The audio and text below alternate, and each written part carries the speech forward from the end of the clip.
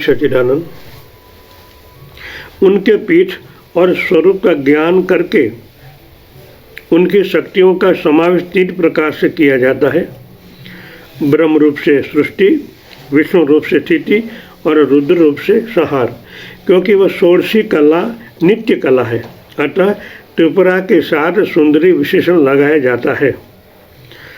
वह मननीय त्रिपुरा 3 प्रकार से उद्गामी होती है।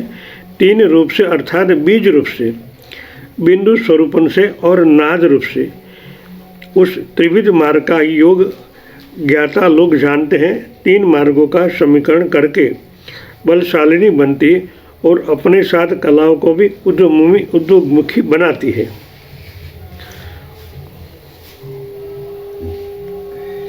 पूरक, रेचक और कुंभक, इन तीनों का योग विज्ञान में विद्वान लोग त्रिपुर कहते हैं।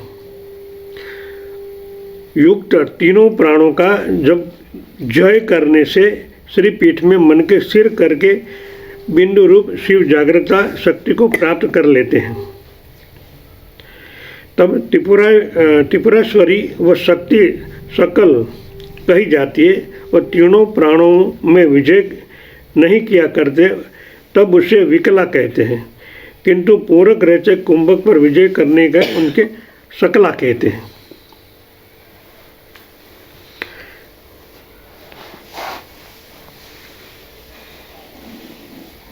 अथवा ऐम ह्रीं क्लीं, इन 3 बीजाक्षरों को जो दिव्य ऐश्वर्य भूषित है त्रिपुर कहा जाता है। इन 3 मंत्रों के सिद्ध होने पर शिव जब अपनी शक्ति प्राप्त करते हैं, तब वह शक्ति महायोग में सिद्धि देने वाली त्रिपुरा कही जाती है।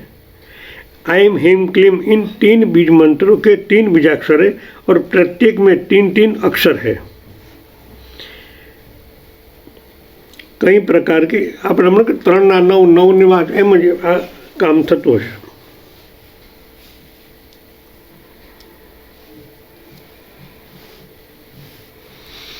योगी जनों को आनंद देने वाले श्री विद्या ही सबसे श्रेष्ठ विद्या है, जो साधक को विष का हरण करके अमृत प्रदान करती है। विष का हरण करके अमृत प्रदान करती है। विष मान हमारे मन में विष का शब्द आता है, वो जहर नहीं, नेगेटिविटी हमारे से दूर हो जाती है, तब आपको अमृत प्राप्त होता है।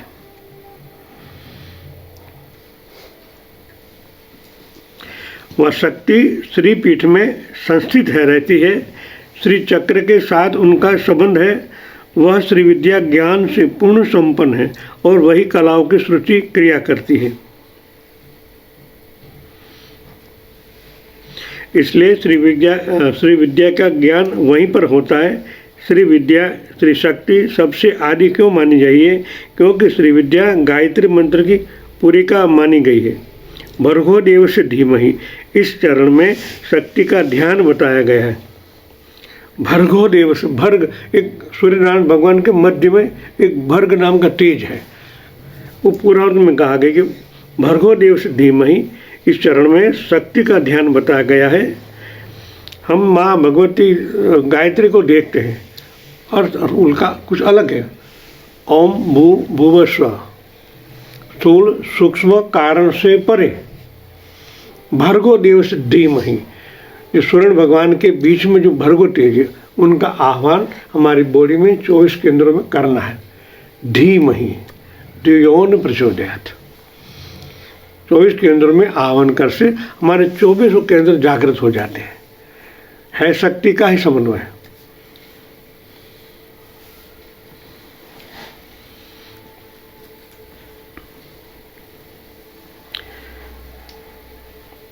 उन्होंने गायत्री के एक एक चरण का बोध प्राप्त किया था।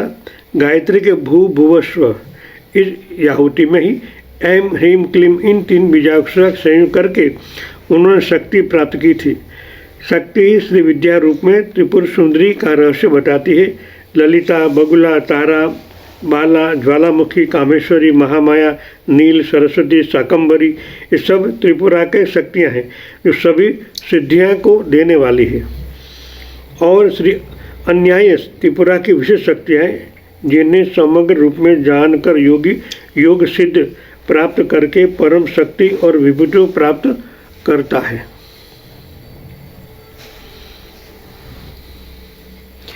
किंतु जब तक अभ्यास नहीं किया और वह स्वयं अनुभव नहीं किया तब तक इस रहस्य की जानने के क्या लाभ है। जब तक उनका अभ्यास और अनुभव नहीं किया तब तक ये रहस्य जानने का कोई लाभ नहीं है। ओम ह्रीम क्लीम बोलने से कुछ नहीं होता, उनके साथ तार एकाकार होना करना पड़ता है, इस शक्ति को समझना पड़ता है। आइम की बात है, आइम सरस्वती मंत्र है, तो एक प्रकाश के साथ एक होना पड़ता है, एक शक्तियों के साथ संयोजन करना पड़ता है। और कहाँ तरंग कहाँ से उठता है, किस तरह हमारी बॉडी में अवतरित होता है, उनको जानना पड़ता है, उनको अपने हमारे एक एक कोष के अंदर स्थापित करना पड़ता है, तब जाके अनुभव होता है। खाली मंत्रोच्चार कर से कुछ नहीं होता। मंत्र के जो तरंग होते हैं, तरंग के साथ एक होना पड़ता है। ये तरंग कहाँ किस तरह उत्पन्न होता है, कहाँ उनका समन्वय होता है। जब आप शांत होके देखते हैं, एक एक शब्द का उच्चार करने के बाद थोड़ा धीरे धीरे करना है। ऐम लिंगम चामुंडा विचार, ऐम लिंगम चामुंडा विचार, ज़्यादातर मैं यही देखता हूँ, क्योंकि 1 लाख करना है ना, एक गाड़ी नाश भर का मन को है फटाफट जाए, कुछ नहीं मिलता। आइम नाभि से उठाना, आइम, तो इस तरह की गुंजन में साथ आपको मन को लगाएंगे तभी मालूम पड़ता है कि तरंग कहाँ से कहाँ घूमता है। और मन उनके अंदर एकाकार कर दो, एक हो जाते हो, तो ज़्यादा करने की जरूरत नहीं, और तुरंत शक्ति का अनुभव ही होता है।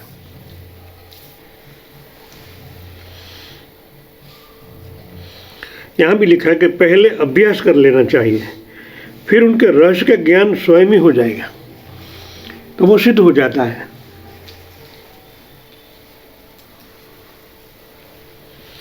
आगे से आगे जब अन्य प्रकार के ज्ञान, ध्यान और अभ्यास बताऊंगी।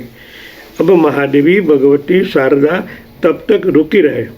महायोगेश्वर कुंडलेश्वर गुरु गोरखनाथ बाबा ने उपस्थित होकर उपयुक्त शब्द कहे।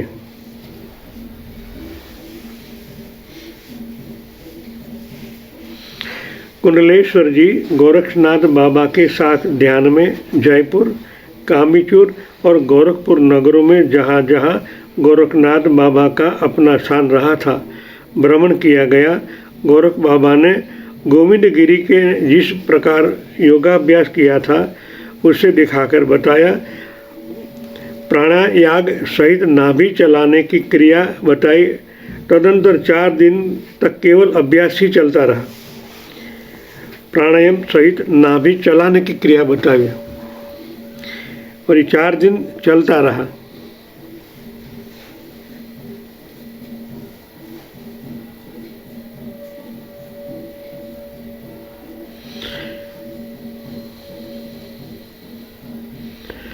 पूरक, रेचक और कुंभक ये तीनों प्राणों की शक्तियां हैं। योगी के लिए वही त्रिपुरा है। मूलाधार, नाभि और कंठ, इन तीनों स्थानों में स्थित प्राणों में शक्ति निवास करती है। इन 3 स्थानों में शक्ति प्राप्त करके योगी उस कल्याणकारिणी शक्ति को प्राप्त करता है।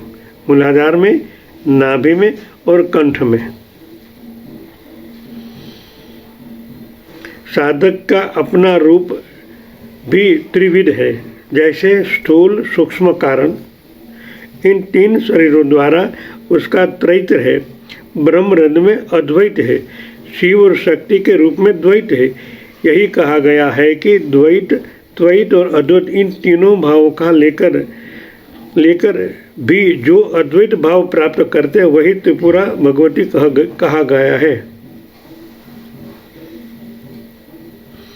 यह त्रिपुरा शक्ति स्वाभाविक ही सहजा है, रहस्यपूर्ण है, सच्चित और आनंद स्वरूपा है।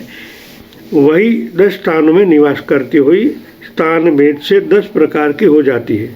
10 स्थानों में 10 शक्तियाँ को धारण करते हुए वह अमृत स्वरूपा हो जाती है। श्री महादेवी भगवती त्रिपुरा सुंदरी देवी सदा आनंद स्वरूपा है।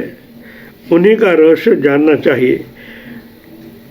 स्वयं योगाभ्यासी को जागृत शक्ति बता सकती है। प्राणों का निरोध किए बिना और प्राणों की शक्ति संचय किए बिना और शक्ति का जागरण करके जो योगी कहलाता है वो केवल नामधारक ही योगी है, क्योंकि तीनों का संबंध उनके हाथ में होना चाहिए।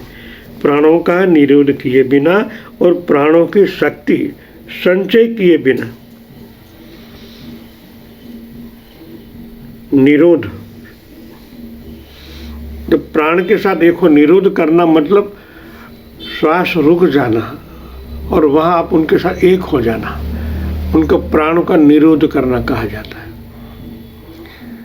प्राणों के साथ एक संबंध होने से आप श्वास यहाँ से ऊपर ही जाती है। प्राणों का निरोध और प्राणों की शक्ति ना भी आई।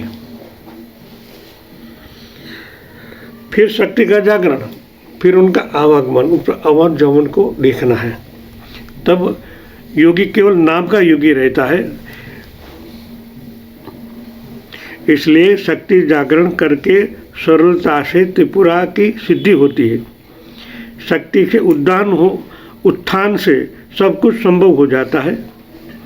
ऐसा सूत्र कहा गया है, जब प्राणों की महाशक्ति उठती है तब स्वयं त्रिपुरा का स्वरूप दिखाई पड़ता है। क्या कहा? जब प्राणों की महाशक्ति उठती है, एनर्जी पावर, तब स्वयं त्रिपुरा का स्वरूप दिखाई पड़ता है और उनका स्वरूप सरलता में बोधगम्य हो जाता है। बिल्कुल सरलता से बोधगम्य हो जाता है। प्राण विजय से ही आपका अंतःकरण जागृत होता है। बात यह वो कही गई है। प्राणों की महाशक्ति उठती है तब स्वयमेव त्रिपुरा का स्वरूप दिखाई पड़ता है और उनका स्वरूप सरलता से बोधगम्य होता है। बोधगम्य के साथ एकाकार होने से आपको एक अलग प्रकार की प्रेरणा मिलती रहती है, मगर ये आवागमन होना चाहिए। कहाँ? सूक्ष्म मध्य में। तभी स्वयं वो आपको बोध होता है, जिनको हम अंतस्प्रेरणा कहते हैं।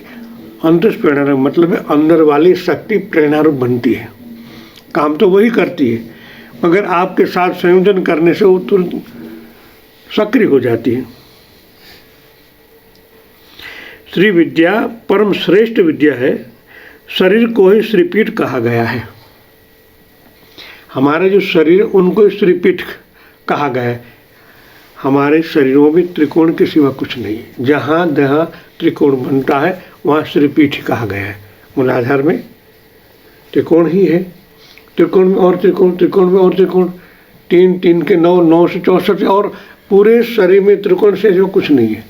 जहाँ जहाँ शक्ति का संगम होता है वहाँ ऐम ह्रीम क्लीम ही है, या तो ब्रह्मा विष्णु महेश के सिवा कुछ नहीं है। वो शक्तियाँ ही काम करती है। जैसे आप प्राण विद्या पर कंट्रोल करते हो, ये आपके लिए सहज बन जाए। यहाँ भी सरल का ही है, सरलता से बोधगम हो जाता है। वह रहस्य प्रयास करने से उपलब्ध नहीं होता है और हठयोग से उसे कोई नहीं पा सकता। जब शक्ति स्वयं क्रिया का रूप धारण करती है तब स्वयं ही साधक के रस को ज्ञान बता देती है।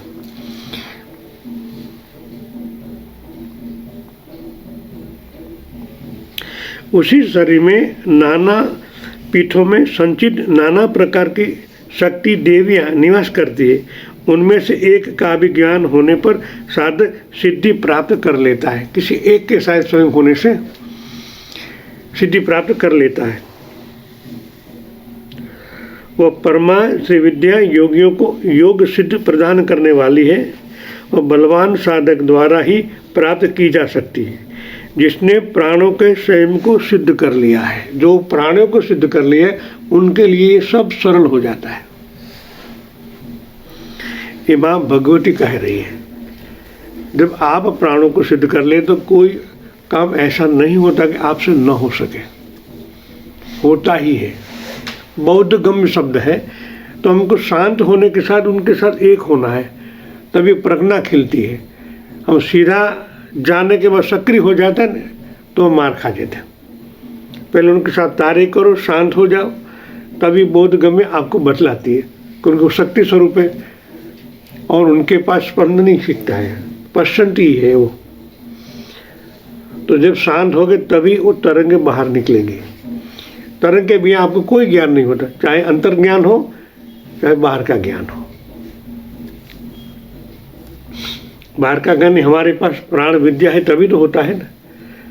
प्राण से ही आप सब कुछ संकल्प विकल्प करते हो देखने का कार्य भी होता है, तो अंतस्प्रेरणा भी उनसे होती है, और बाहर का हर एक कार्य प्राण से ही होता है। तो प्राण का संयोजन, प्राण को जानना सब विद्याओं का मूल स्रोत है। तो वही दो स्वरूप है, शक्ति स्वरूप भी है और परमात्मा स्वरूप भी है। मतलब ब्रह्मा जी है तो पीछे सावित्री है, विष्णु है तो उनकी लक्ष्मी है, शिव है तो पार्वती है, शक्ति है। तो प्राण को जाने दोनों स्वरूप आप जान पाते हो। जय श्री जगन्नाथ।